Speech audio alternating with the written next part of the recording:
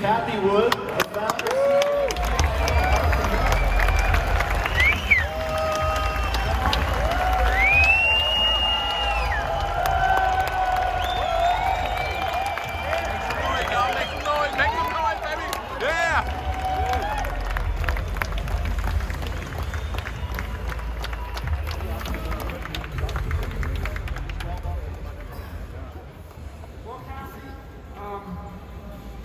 I just wanted to dispel one question I've been getting all morning as I walk around the show.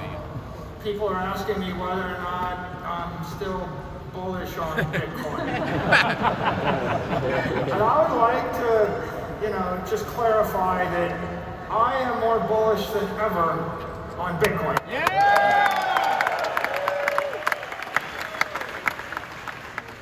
The future's bright. So, we're here to talk about what we see in the future. And you've spent a career in institutional investment and capital markets, looking at it from the point of view of an investor. And I spent my career attempting to attract money from people like you, running a company in the public market. And so I think we're both half of the coin. And that's why I was excited to talk with you today. So, in my mind, I got three main areas: the political, macroeconomic, regulatory environment, what's going on there in the next year to 2 years, and the second is the capital markets and what's going on with large pools of money, the people running the trillions and trillions of dollars. Hundreds of trillions of dollars. And then the third is technology. And of course, you love technology, you know the capital markets. We both have political opinions. Yes. Okay. So, why don't we start with politics and regulation and economics? What do you see as we look forward? And how do you think it's going to affect Bitcoin? Well, I think the most interesting thing that's happened, and we met someone from Mississippi, I think a congressman from Mississippi, and I'm seeing the politics around Bitcoin changing radically because it has become, the single issue that some people are voting on, and this is bipartisan.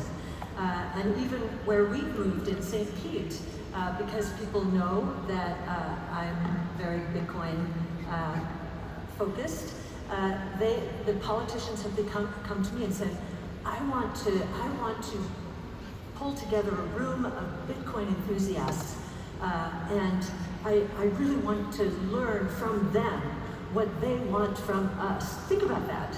Think about that. That is a radical shift over the last few years. The other thing that I see, so a year ago, roughly, when Janet Yellen was appointed Treasury Secretary, I remember her first comments about Bitcoin were money laundering, nefarious characters, environmentally damaging.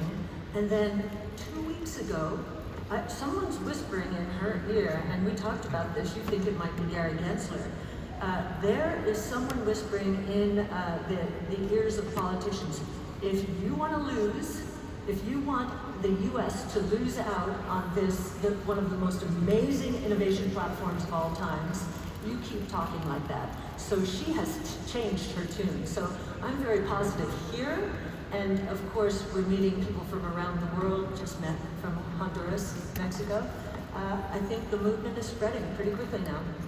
Yeah, I think the last 12 months has been just a 180-degree turn. If you roll back 12 months, you had so many smart people that had a lot of money and power saying, Bitcoin looks too good to be true. It's so good, someone's going to ban it. Right? We heard that. And I think a couple of weeks ago, with the executive order, what we had was the President of the United States giving a green light to Bitcoin.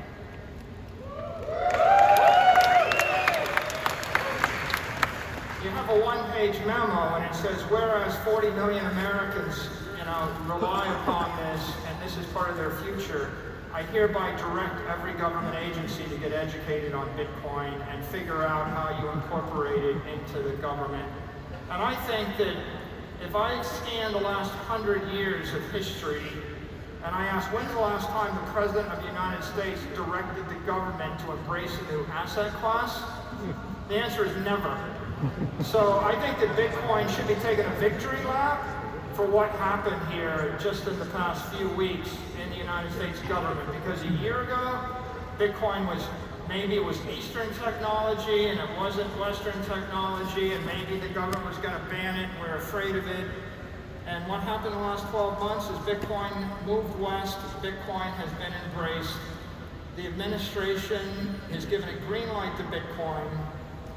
You know, Congress and the Senate are enthusiastically figuring out Bitcoin, and now there's a little jockeying, I think, about who can be the most pro-Bitcoin politician. Yes, bipartisan. This is a bipartisan issue. It's bringing our country together in many ways, which is, given what we've just been through, is so shocking. The one thing that I will say we need to watch out for is, you know, in China a few years ago, it was blockchain technology all the way, we're going to lead the way. And then, of course, they banned everything in favor of their own CBDC, of course, the digital yuan. I don't hear talk about that here, and I haven't heard much talk about, hey, this is going to displace the dollar as the reserve currency of the world. That's very good that we're not hearing that kind of rhetoric, but I am sure as the elections evolve, someone will raise it as an issue. Nonetheless, I think the momentum is clearly behind Bitcoin now. I knew the momentum is clearly behind Bitcoin.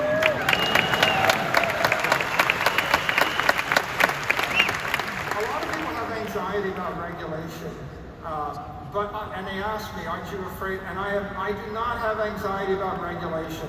You know, when I look at this, I say, yeah, there's a lot of stuff to be worked through. FASB's working through some accounting issues, FDIC's working through some banking issues, SEC's working through some security issues. You know, the administration's working through all of their issues. But regardless of how fast that happens and how sharp that occurs, I don't think there's any outcome other than favorable for Bitcoin. And I think that what I say over and over again is, Bitcoin is the ethical safe haven for any public figure, and it is the technical safe haven for any technical company, and it is the financial safe haven for any investors. So if you have anxiety, I think that people that are thinking about this are going to realize that Bitcoin is the risk-off crypto asset network, and all of this regulation is going to create volatility, but ultimately the single number one most important issue is you walk into a room with people that have collectively 10 or 20 trillion dollars, and you tell the story, and they say, well, you know, Bitcoin sounds better than gold, and Bitcoin sounds better than owning a big tech stock, and Bitcoin sounds like the solution to all the world's problems, and it's just so good that someone is going to take it away from me because it's too good. And what you need is this one-page memo from the White House saying, no, we're not taking it away from you. And then at that point, people can start to put billions of dollars into this asset. Sure, and I think we have someone at the SEC who is behind Bitcoin. At MIT, certainly that was the case. And you know, the SEC has declared, as we all know, that Bitcoin is not a security. Now, Gary Gensler is talking pretty aggressively about everything else out there being a security. So I think this has elevated Bitcoin from a risk point of view, not to a lower risk. I shouldn't say elevated. It's actually lowered the risk that it's so clear Bitcoin is not a security, and everything else, at least in Chairman Gensler's eyes, is. So the regulatory future is bright. Let's talk about economics. Look, I think economically, everything that we're seeing in the last 12 months, inflation, war in Ukraine, Russian sanctions, the Canadian trucker crisis, CPI, unexpected PPI, and anxiety about how to manage a portfolio. All of these things have been bullish for Bitcoin, and anybody that thinks about it would realize that although they're unfortunate and unpleasant for the world, they have underscored to every mainstream objective observer the use case for a global non-sovereign store of value crypto asset like Bitcoin in a way that none of Michael Saylor's talking ever would. Yes.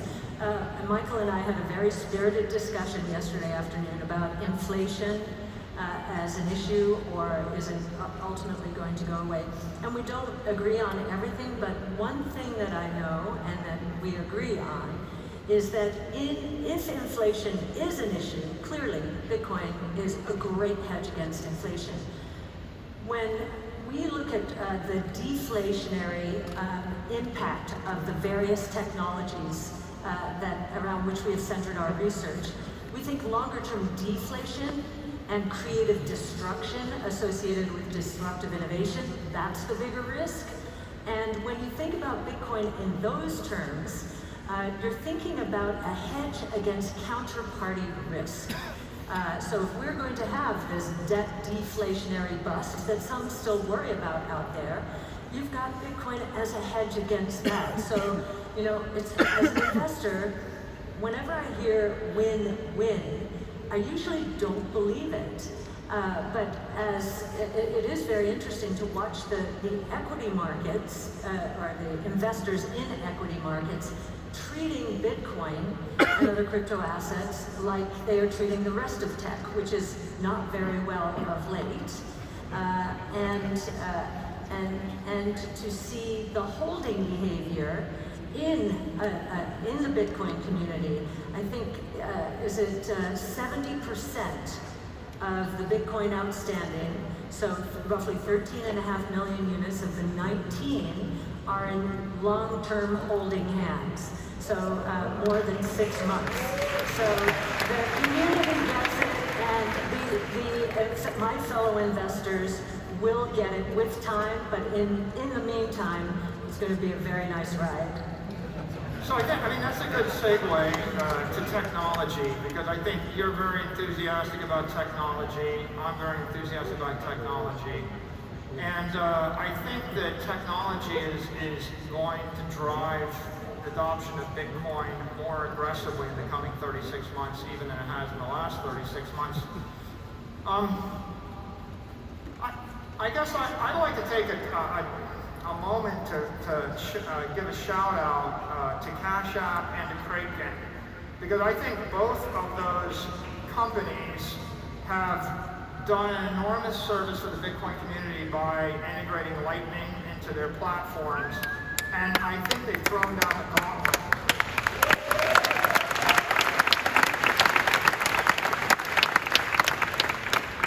If I put away my macroeconomic hat and just think as a technologist, if you're a technical entrepreneur, if you're a venture capitalist, and you're trying to figure out what's the next great thing, I think it has to involve Lightning in somehow. And if I look at the industry, I think every crypto exchange, if they're going to remain viable and competitive, they need to build Lightning into their exchange. And so I hope the people that run exchanges that don't have Lightning are listening to my presentation. I think that the lesson that's being shown to all of us is, if you want to be successful, then you adopt the Bitcoin standard. And the Bitcoin standard is, you buy Bitcoin, you hold Bitcoin, you support the Bitcoin protocol, and then you support the layer 2 open source permissionless Lightning protocol, so that your company can trade and transact with all of the other hundreds, soon to be thousands, soon to be hundreds of thousands of companies in this entire asset economy at the speed of light, friction-free. Cathy, what do you think about technology trends that are going to impact Bitcoin? Well, I agree with you on the Lightning Network. I was fascinated. We were studying the announcement this morning, And there's so much friction, there has been so much friction involved in the process that, that taking away some of that friction, whether it's direct deposit, you can put 2% of your paycheck into Bitcoin, or the idea that I don't need to know whether I'm on the Lightning Network or on the base layer. I can transact, I can become a part of this community and not have the friction. I think they're pulling a lot of the difficulty, complexity out. I've watched the number of Lightning channels. They're up to 84 to 90,000. That's nearly a triple over the last year. That's probably because of El Salvador. With this announcement, I think the number of channels is going to explode. The liquidity, we think, is going to go from, and I should say we, in the audience, we have Yassine Almandra and Frank Downing, my secret weapons in terms of Bitcoin and everything crypto, for example.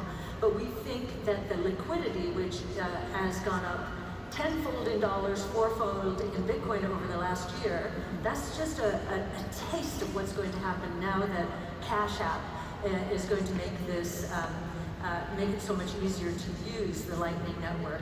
And I also say follow the developers. I think we're going to see an explosion of developers focused on the Lightning Network. And so now I think this has been the missing link in terms of the use case. Store of value, yes, it's always been there. Means of exchange and unit of account now have a much better opportunity for Bitcoin to dominate long term. I didn't mention BitPay, but I gotta say I was really excited this week when I read that BitPay is also supporting Lightning, and it made me think, we're in a year, right, 2022, where people are gonna start to realize that not supporting Lightning is like not supporting the internet, right? If you don't support Bitcoin, you don't support sound economics or integrity. But if you don't support Lightning, it's just kind of like cutting yourself off from the internet. And it's so much so that you start to think that I don't want to do business with a company that doesn't get on board with Lightning. Like, I got to find another vendor. And I'll tell you another exciting thing about Lightning. I'm really excited about the speed and transaction velocity. I'm excited about the interoperability everywhere in the world. I'm also excited about what Lightning Labs announced this week with their Taro protocol, because if we can move USD stable coins at the speed of light over the Lightning Network, then I think the killer application in the world is going to be when 6 billion people, maybe 8 billion people, when your 3-year-old's got it, when 8 billion people run around with a mobile phone, with an Android or iOS app, and they've got a Lightning wallet, and that wallet has got some BTC in it as a store of value, and it's got some USD or Euro or CNY or whatever as a medium of exchange. And then you're going to see tens of trillions and then hundreds of trillions of dollars all moving on Lightning rails secured by the Bitcoin network. And then people are going to wake up and realize, holy crap, this stuff really is going to change the world.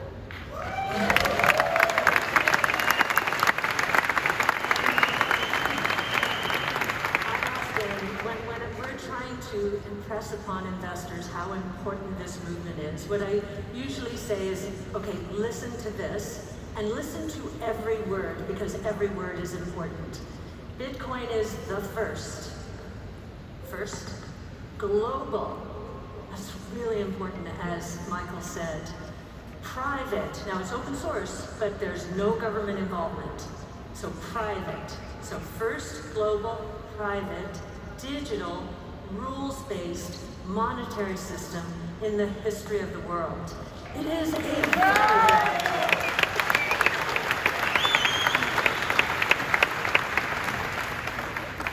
any form of money moving at any frequency, instantly, anywhere in the world, over Bitcoin, right? It's such a beautiful vision. So let's talk about capital markets. I just think we've made enormous progress. 18 months ago, MicroStrategy bought $250 million of Bitcoin. People thought we were crazy.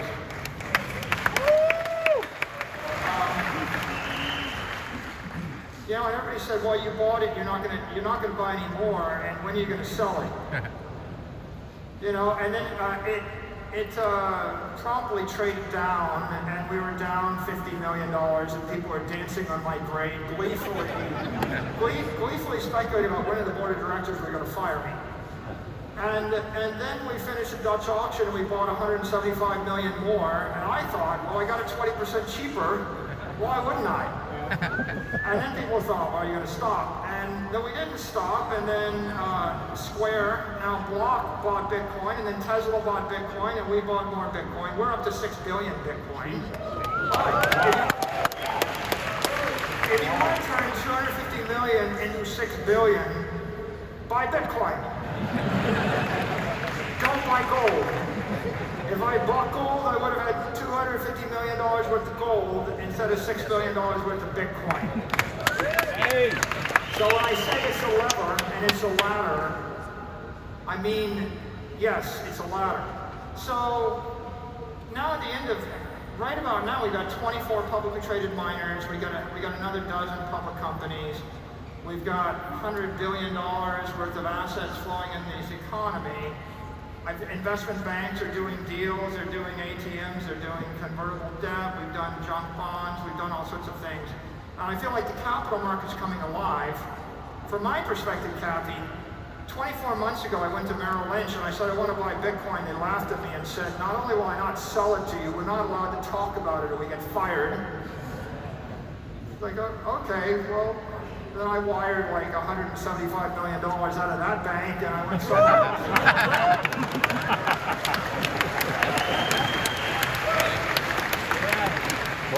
And, you know, I think the victory lap here is now my inbox has Bitcoin research from Merrill Lynch sent to me by the same broker. Like, we're covering it now.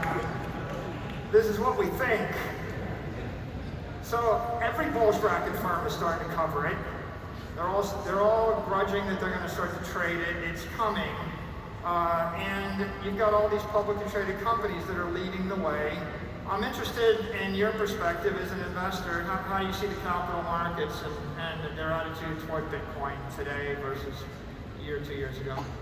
Well, it's improved, but it's a long way from, you know, being fully accepted, embraced, and so forth. What we're seeing with Bitcoin and traditional institutional investors is the same thing ARK is seeing about all of our strategies, associated with all of our strategies.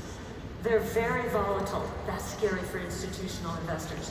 There's no index. They're not in my index. So, you know, this would be very risky to get involved. This is a new asset class, you know, and we don't even know what the regulations are. So we're seeing a lot of pushback still that way, but as many of you may know, in our Big Ideas 2022, which is at ark-invest.com, we have a price target in 2030 for Bitcoin of more than $1 million per Bitcoin.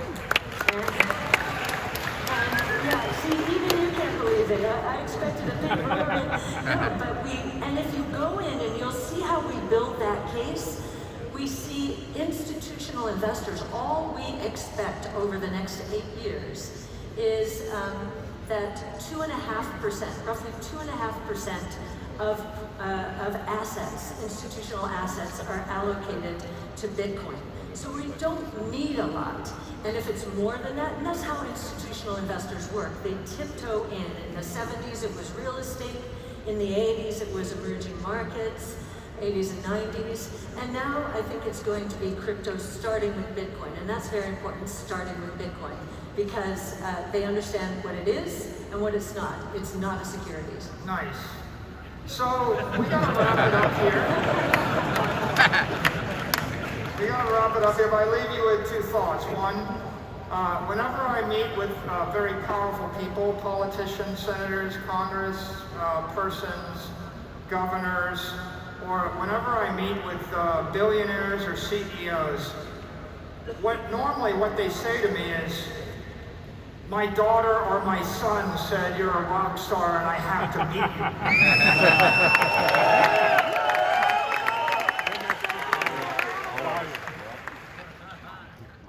You know, I had a guy come to my house. I met his son, and the next day the son brought his father, and his father could like buy the entire city of Miami. And he said, well, I don't know what's going on, but I know Bitcoin is really important, and my son says I got to sit down and listen. And so I orange pilled him for 2 hours. And I'm not going to say who, because it's such a common story, but my point here is, every one of you knows someone. Go tell a CEO, go tell your father, go tell your mother, go tell somebody that Bitcoin's going to change the world and they should figure out more about it. Because the number one thing you can do is educate the world on Bitcoin and let people know they need to figure out Bitcoin. And every one of you does make a difference, because I would never get those meetings if it wasn't like someone that went and said, you got to pay attention. And my last point to you, you do not sell your Bitcoin.